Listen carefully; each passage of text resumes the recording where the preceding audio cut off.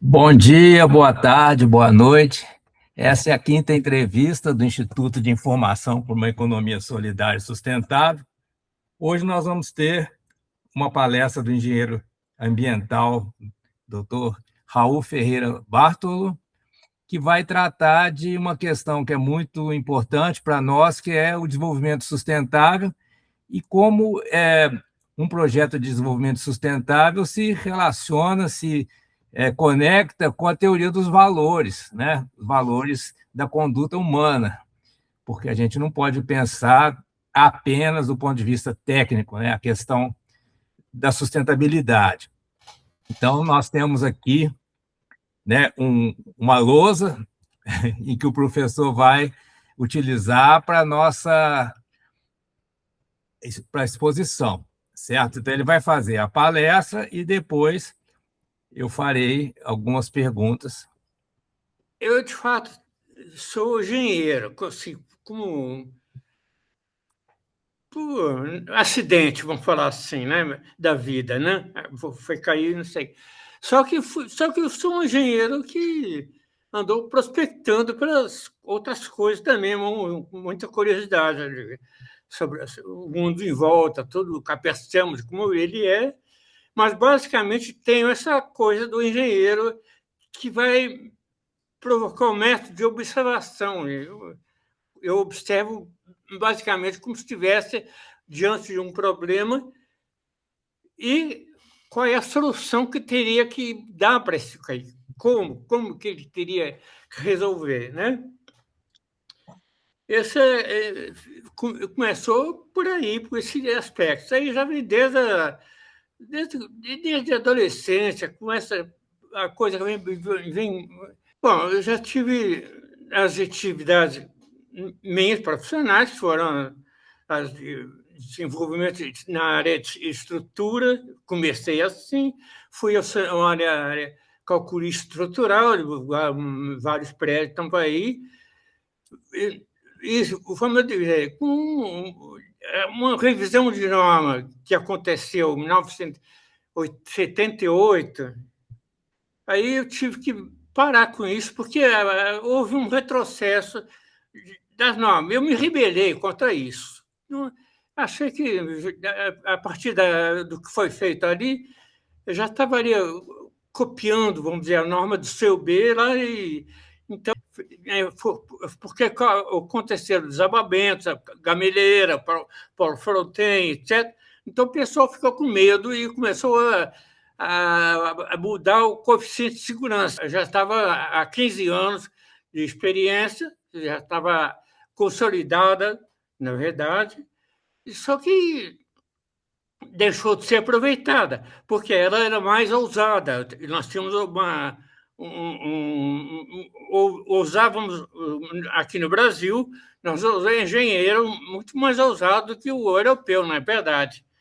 Porque nós explorávamos uma taxa de material ao limite. Aí, então, o dimensionamento era as coisas corretas. Então, por causa disso, já desiludi um pouco, deixei a engenharia de lado, a engenharia estrutural, e passei para o lado de saneamento. Então, né? Aí foi uma outra perspectiva.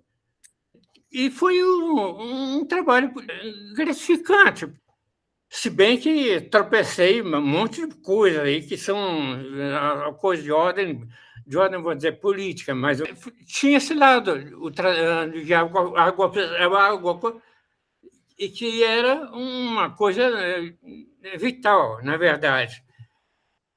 O tratamento de água, o cuidado do esgoto, isso aí praticamente me absorveu uma temporada bem grande aí.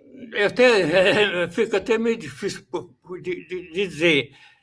É como se fosse uma paternidade desse projeto aí, porque alguma coisa ali nasceu pensada e criada, né? Então, foi com a perspectiva de custo que as coisas deveriam ter. Foi um projeto em que eu pensei sempre em dar uma solução que representasse o mínimo de custo. mas o máximo que podia fazer de eficiência, extraía a curva de benefício, custo lá para cima, né? Só que isso, na prestância, esbarrou numa corrupção aí que quando eu vi a obra sendo já na etapa de realização, ela estava, vamos dizer, com superfaturamento. Já tinha que enfrentar com isso. Mas logo ali que vai se enfrentar, eu já tive a primeira encrenca aí. E por causa dessa encrenca, aí já fiz a denúncia do superfaturamento de 7 a 4, tem a curva de custo, a curva dela demonstrada, o custo, na verdade, seria pela curva, seria uma coisa de 27 milhões de dólares na época.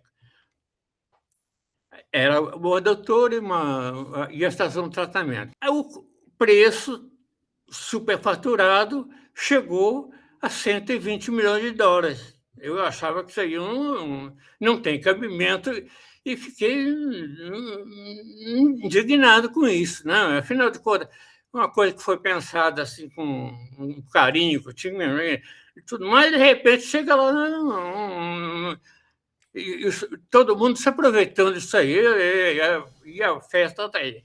Então, denunciei ao Ministério Público, entrou e abriu, houve investigação, quebra de sigilo, mas aí está.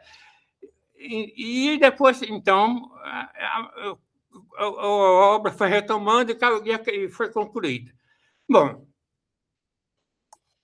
mas isso aí já passou, já está aí funcionando, mas foi com esse custo que saiu aí, né?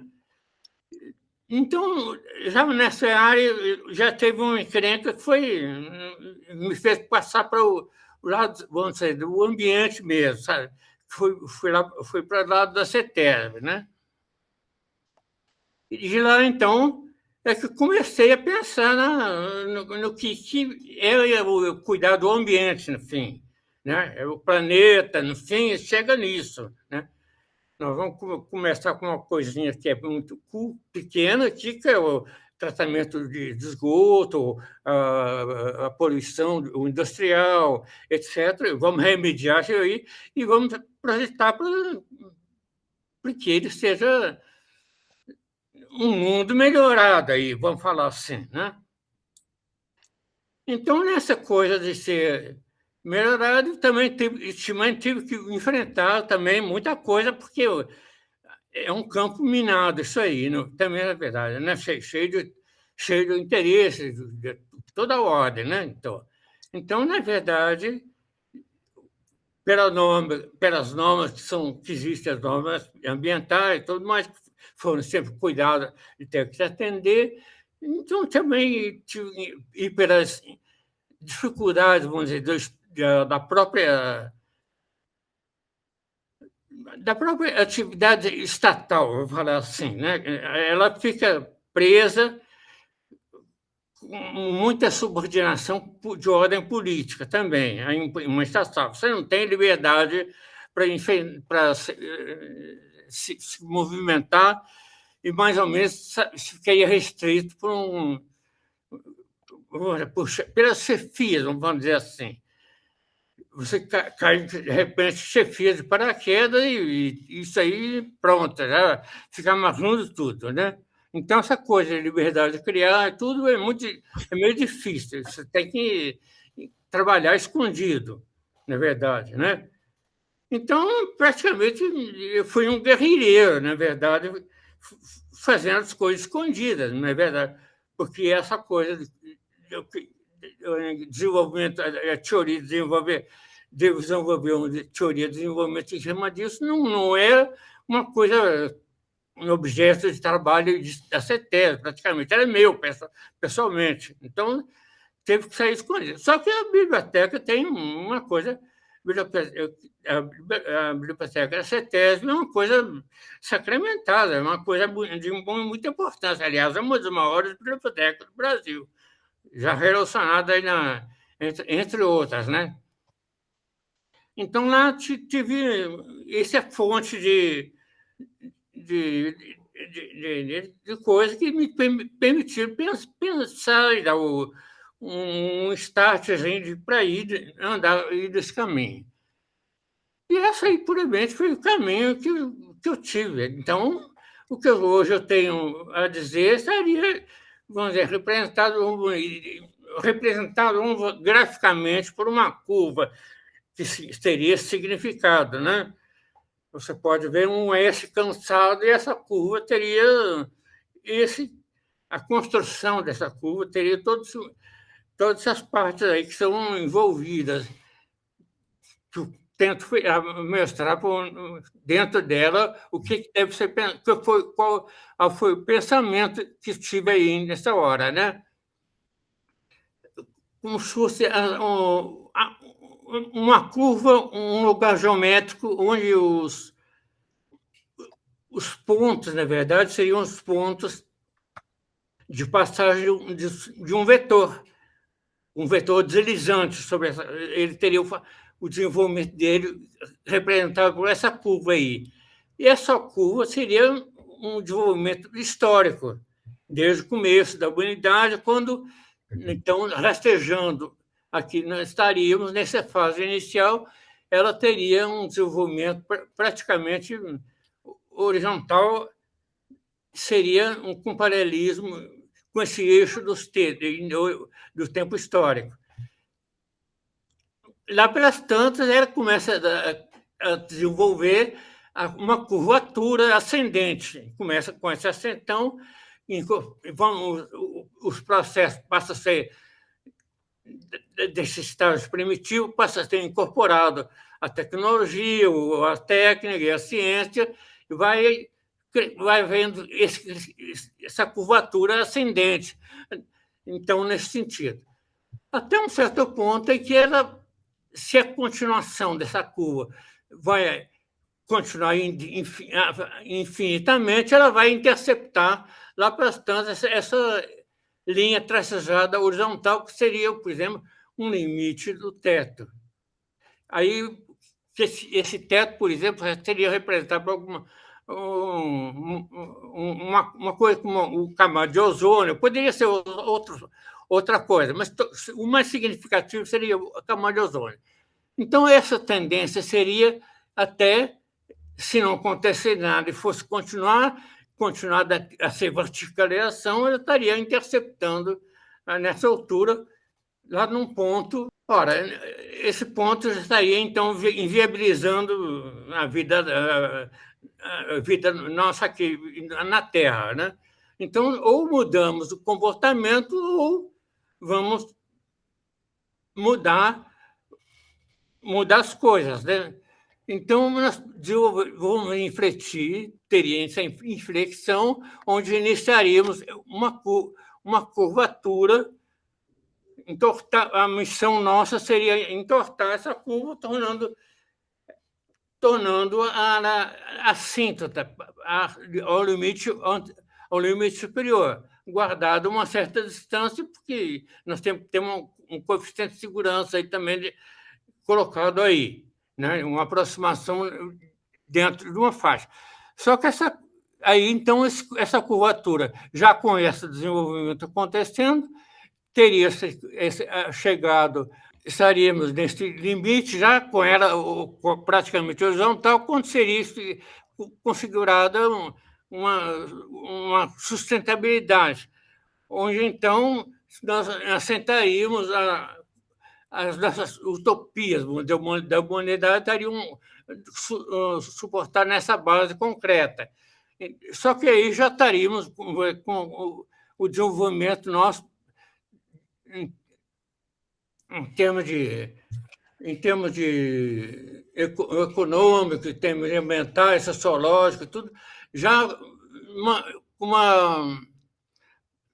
passado por uma fase de maturidade, vamos falar assim.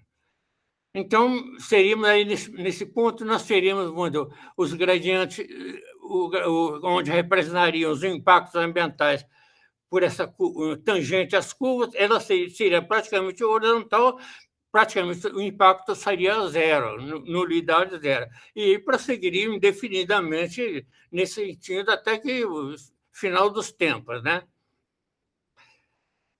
Então, estariam aí idealizados os três, vamos falar assim, os três tempos. O tempo primitivo, daquele era rastejando. O tempo atual, da idade atual, seria uma idade de ouro, que nós estamos chamando assim, onde tudo se move em função dele, essa idade da razão, nós chamamos aqui, com temos essa motivação, e, no fim, temos uma idade que seria da inteligência, vou falar assim, seria nessa fase do tempo futuro que vai ainda acontecer. Nós vamos ter que amadurecer muita coisa ainda por esse tempo. E aqui nesses textos, o horizontal está simplesmente marcando o grau de coeficiente, um coeficiente de desenvolvimento humano. Não seria um coeficiente secular em que estariam sendo atingidas de uma certa forma. Essa curva aqui ela representa aquilo que nós deveríamos fazer como é que nós queremos que a Terra seja habitável, no fim. Nós temos que chegar nessa configuração. Essa curva seria uma curva que representaria um programa de governo, vou falar assim, ou seria um programa geral que teria sido implementado pela ONU, etc., por aí, né? E cada governo, um governo particular, também obedeceria a mesma coisa, estaria fazendo isso tudo. Então, em termos de figura, seria essa. Naquela outra figura, já mostra quais seriam essas etapas que nós passamos. Nós tivemos a idade da fase primitiva, onde aqui, nessa coisa aqui, tudo se movimentava em função de vamos falar, do que move o mundo, quer dizer, da moeda, o valor da moeda. Nessa etapa daqui, nós temos a moeda biológica, onde, nessa etapa, nós tivemos o gado como sendo a moeda corrente de todos os negócios, que depois, mais tarde, foi então substituída pela moeda mineral, o ouro, né? E ela está em vigor até hoje, vamos falar assim. E o ouro traz uma carga de sofrimento, maldições, etc., que vai provocar esse impasse no limite, né? Ou vamos ter que abandonar essa tendência e começar a fazer essa revisão de valores, essa revisão que vai encurvar, vai produzir essa curvatura aí. A indução vai ser através dessa revisão de valores aqui. Então, por essa curvatura, chegaríamos nessa etapa de equilíbrio da horizontabilidade, que estaríamos então, na idade da razão. Os macrovetores, essa curvatura, ela significa uma somatória, ela é uma somatória de todos esses macrovetores, todos eles estariam constituindo um feixe de vetores que estariam configurando essa curva, né? Isso. Então, a moeda biológica, a moeda biológica, vamos ver, na economia primitiva, com gado, né, que era a moeda medido lá em arroba peso vivo, o gado servia de moeda, ao mesmo tempo ele servia de alimento e também produzia trabalho. É uma moeda que, além de ser moeda para trocas, enfim, ela também era uma moeda que produzia alimento e trabalho. E mais, ela se auto-expandia. O rebanho se expandia também. E por acaso, eu tenho uma régua obstétrica aqui, estaria visível aqui, ó, seria essa coisa. Uma réguinha obstétrica, eu procurei qual o animal que teria mais ou menos, seria o que estaria mais próximo do homem. Então, a mulher tem o ciclo de 9 meses, é o período de gestação dela. E o animal que teria um ciclo mais ou menos igual a esse, eu fui ver, era uma vaca. A vaca tem uma diferença também de 9 meses e mais alguns dias. Para e passo com o homem, diferente de todos os outros animais que têm diferença de ciclo muito grande. Então, esse já estaria ajustado praticamente. O período, se fôssemos considerar o ano letivo, vamos falar assim, já estaria ajustado por aí. A cada 9 meses seria um ciclo tanto da demanda quanto da oferta monetária. Não haveria inflação nesse período, até por causa desse fator. O rebanho estaria se produzindo a mesma quantidade do humano, porque os vacos seriam o ciclo, são iguais, e também as quantidades da reprodução, os bezerrinhos, também é um por ano, vamos falar assim, enquanto nós aqui também equilibra por aí. Haveria um equilíbrio perfeito. Mas, e além disso, qual seria o outro fator importante que existia ali? A importância estaria no psiquismo social. Porque naquela importância, nessa época, importante era sobreviver. Então, as guerras eram muito mais por mulher. As guerras aconteciam muito mais por causa do roubo de mulher. Era por causa disso. Porque o motivo econômico não havia disputa por guerra econômica. Era muito mais por esse motivo. E quando, nos livros de história, nesse livro de história que andei pesquisando, naquele tempo lá, havia uma solidariedade tribal. As tribos mutuamente se auxiliavam. Quando uma faltava alguma coisa para a outra que emprestava alguma coisa para ela sobreviver lá. Emprestava o quê? Emprestava dinheiro, emprestava a vaca, né? Ou a bezerra. Então, ia para aquele troço que alimentava e, ao mesmo tempo, mantinha a economia viva lá. Então, ela tinha essa vantagem de início, essa tal moeda biológica, que eu estou hoje pensando que na etapa última que nós vamos viver, nós vamos ter que uma coisa mais ou menos onde esteja, se restaure essa noção, esse psiquismo aqui. Então, quando nós mudamos, houve a primeira troca de base monetária, abandonamos essa moeda biológica e passamos a adotar essa moeda mineral, ouro. Então, aí começou a bagunça, como se fala assim, né? Já bagunçamos a moeda. Por quê? A moeda biológica era uma coisa natural. Ela já tinha esse negócio, esse rito da natureza do desenvolvimento. Já aqui, o outro, na Idade do Ouro, não. O ouro já começou a movimentar o quê?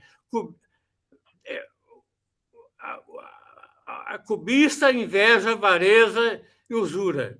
Né? Então, todo mundo pensa, primeira coisa que eu quero mais, né, todo mundo tem essa ânsia de querer a moeda, deseja, ela é desejada por esse motivo.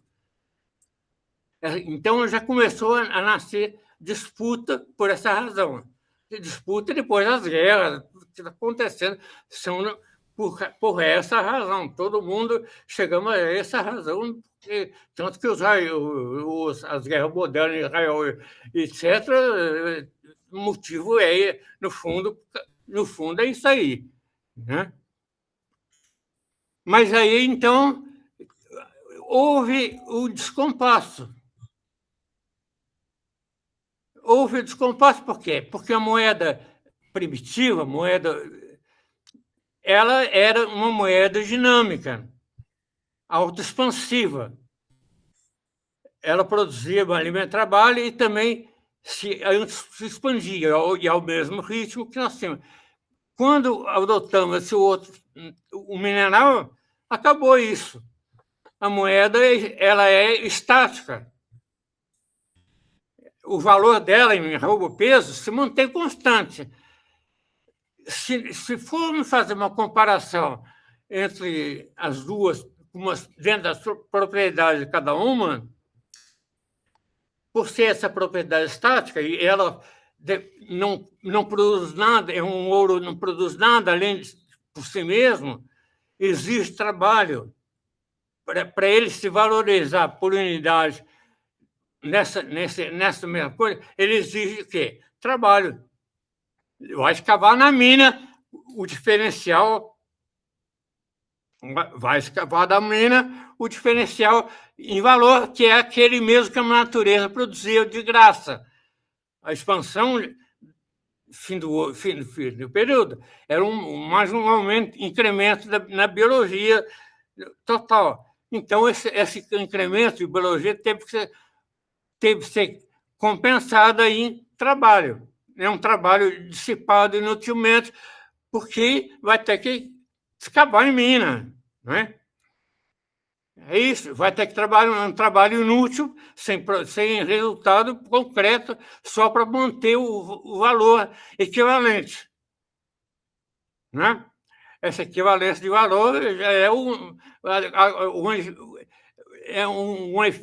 começou a inflação. A inflação começa por esse lado aí. Eu acho que seria esse o princípio da convivência, né? A vivência estaria com essa solidariedade. Ao passo que na outra aqui passamos por uma coisa de competição. Acabou a solidariedade. Eu quero ter mais coisa para mim e se lasca o resto em volta, né?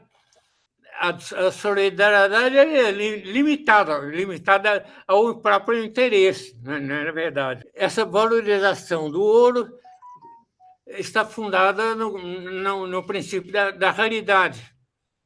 Fazendo a comparação do que era o Adam Smith, o outro, Ricardo,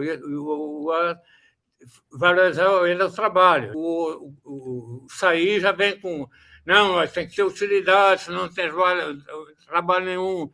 Então, já subiu em hierarquia, já ficou uma condição superior. E depois, então, você veio Vorraz dizer, não, tem que ter a realidade. Quanto mais raro, quanto mais valor seria, quanto maior a raridade. É tão raro o ouro que seria o maior de todos. Ora, agora chegamos nessa conclusão de que também não é a raridade na hora de que vamos ver a vida como ela acaba, né? Eu pago toda a realidade do mundo por uma coisa que me mantém mais um pouquinho de vida ainda. Né? Eu faço que eu viva mais um pouquinho. Eu daria tudo que eu puder a troco disso. Né? Então, esse seria um novo valor que estaria já produzindo essa curvatura. Na verdade, ela vai acontecer quando nós enquanto essa curvatura está sendo processada, até que chegar, então, essa estabilidade sustenta. E aí, nessa coisa sustentável, nós estamos numa fase de incorporação dessa nossa tecnologia. Já podemos ter uma produção com automática, o automatismo dos processos já se consolidou e nós praticamente estamos alforriados do trabalho. Então, o trabalho seria como se fosse agora feito só por prazer, né? Porque o outro mecânico seria o trabalho de... As máquinas estariam produzindo. E aí, então, nós chegaríamos nessa etapa em que, por fim, estaríamos com a coisa resolvida. Só que essa coisa que requer esse amadurecimento da espécie humana, né? O impacto ambiental, ele sempre, enquanto nós estivermos ainda nessa fase de ascenso, ele vai sempre existir. Essa curvatura, né? Ela vai ter a tangente dele, a tangente dessa curva mede o impacto ambiental. Então, ela tem significado. E a medida aqui fosse encurvada, começaria a reduzir esse impacto ambiental.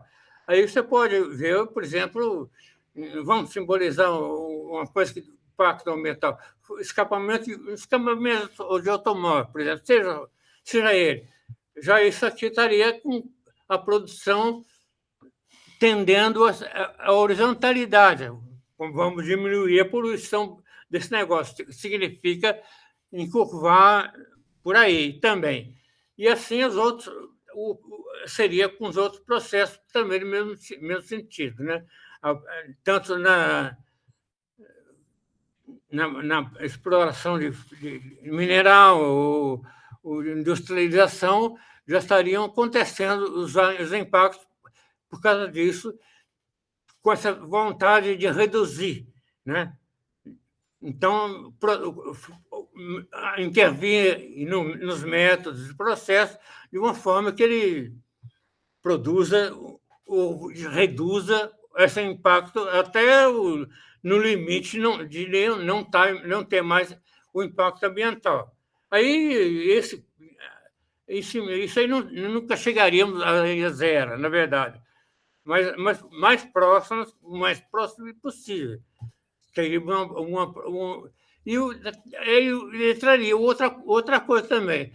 Quando chegarmos nesse nível de maturidade, nós já estaríamos com a população também controlada. A expansão dela se estabilizaria numericamente, né? Então, na verdade, não teria uma população infinitamente crescendo, não. Nós teríamos uma população que chegaria a um certo... e pararíamos desse ponto, quer dizer, com essa população, significando a demanda e com os processos de automação da produção industrial, dos custos bem necessários, ela também seria limitada também. Ela estaria equilibrada com isso. E aqui, na verdade, também o lucro também seria uma outra bobagem, na verdade. Seria, no fim, encarado assim, porque não veria necessidade de lucro. As coisas seriam produzidas para manter a vida corrente, acabou, né? Então, chegaríamos num grau de maturidade que seria isso. Vida utópica, vamos falar assim. Ficaríamos decididos nesse ponto para o desporto, lazer, etc., e viveria a boa vida, né? Aí já é o problema. E como você vê a política? Nós temos que chegar ainda no começo, ainda temos que estabelecer pontos de inflexão ainda, né? Depois dele que estaríamos tendo aquela curva começar ali. Então, fazer essa compreensão acontecer é que está difícil, pelo menos nesse momento agora. Seria como se fosse trocar o motor com o carro andando, né? Como se fala assim, né? Então, como é que se faz isso, né? Bom, na verdade, é fazendo, jogando areia nesse sistema para começar a emperrar. Se nós tivermos com o poder, né? O poder na mão, tudo passa por essa questão de poder, na verdade. Essa coisa quando foi pensada essa curva, pensei, como se fosse uma coisa feita obedecendo à minha vontade. É como se eu fosse um ente poderoso que pudesse fazer. É como se Ela e fazer. né? Eu faço com que o mundo seja assim, tem essa configuração. Isso seria o problema resolvido, né?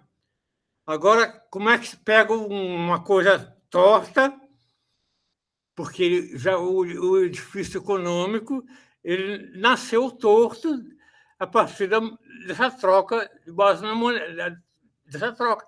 Foi o ponto de partida de uma construção errada, na verdade. Nós temos o edifício torto, né? O edifício está torto. E ele, no fim, não vão poder desprezar o que já foi feito, porque tem muita coisa boa também, aproveitável, claro, né? Nisso tudo, que é o desenvolvimento da técnica, etc. Muita coisa pensada também aproveita, mas também nós vamos ter que retirar o que está em excesso e aí já prejudicando, etc. Então, vai ser um trabalho de paciência mesmo. Aqui, se nós pensarmos que a motivação econômica é essa do mineral, que induz todo esse comportamento antissocial, vamos falar assim, entre motivações de inveja, cobiça, avareza e tal, e que isso não precisaria acontecer se tivesse uma motivação semelhante, aproveitando aquilo que existia antes, que foi jogado fora. Nós temos que fazer a revisão a partir desse ponto mesmo. Não encontrei nos alfarrábios da economia, dos livros dos clássicos de economia, nenhuma linha que signifique revisão teórica de pensamento, crítica. Foi feito como se fosse uma coisa assentada já. E já começaram daí para frente, já começou a nossos grandes mestres começaram com isso. Tanto Adam Schmidt, etc., e todo mundo já raciocinou em termos de ouro, mineral, e nada para trás. E se nós tivéssemos a coragem de fazer essa revisão do para trás, já é vamos obrigar esse pessoal a pensar nesse momento. Ué, por que não? Por que não? Por que não podemos incorporar? Por que não podemos incorporar essa noção na nossa economia? Vamos reconhecer que foi uma burrada, vamos falar assim, né, da humanidade fazer essa troca. Né? Perderam o almoço de grátis. Ué, jogaram fora. né? Aconteceu. Desse, com a inteligência artificial, nós poderíamos criar um dinheiro biológico virtual, recriar o dinheiro biológico com a inteligência artificial. Sim, eu acho muito viável, porque, na verdade, é como se fosse uma reintrodução do gradiente, aquele gradiente de expansão biológica. Podemos traduzir matematicamente o efeito biológico. Não que ele possa ser reproduzido como um animal faz. Não precisa fazer isso, mas nós podemos fazer matematicamente a mesma coisa desse efeito. Então, podemos criar como se diz, um gradiente de expansão que reproduza essa coisa, seja autoexpansivo, né?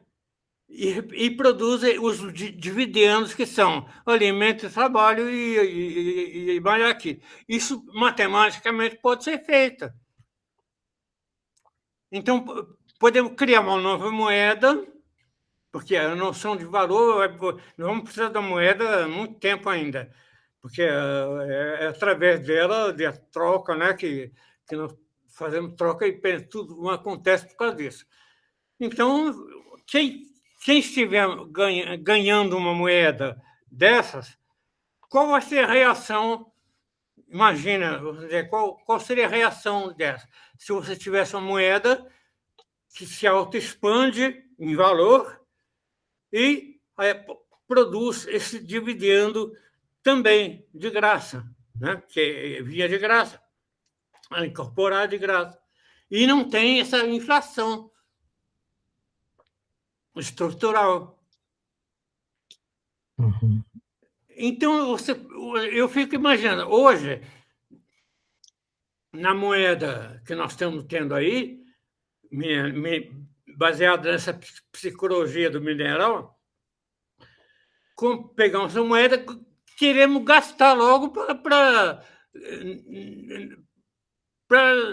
que não sofra o efeito da inflação. Porque a moeda se desvaloriza, né? A moeda vai requerer trabalho. Ao passo que, se nós recebêssemos uma moeda que, de antemão, sabemos que ela vai se valorizar, ela vai ter valor. Se eu segurar ela na mão um determinado tempo, ela vai ter um valor aumentado. Não vai perder esse valor.